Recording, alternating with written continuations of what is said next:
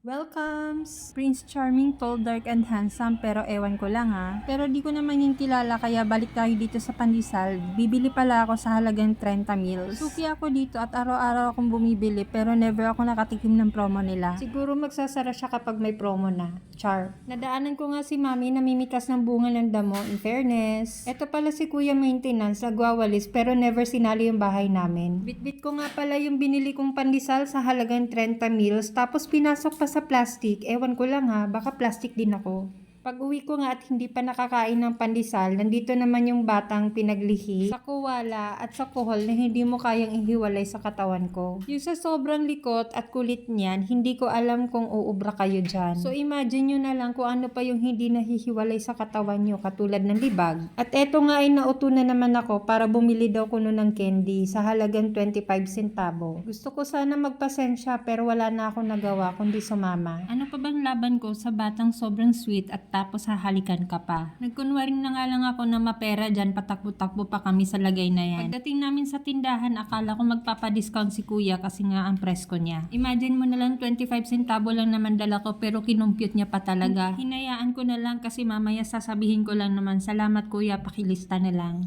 Inabot nga din kami ng 5 seconds and 15 minutes dyan sa pag-compute niya gamit ang calculator niya na walang baterya. Pero isipin mo na lang kung ilang eroplano yung kakasya sa noo niya. Imagine nyo na lang kung anong saya ng anak ko dyan matapos kong budulin yung tindahan pero anong kaba ko kung anong pambayad ko dun.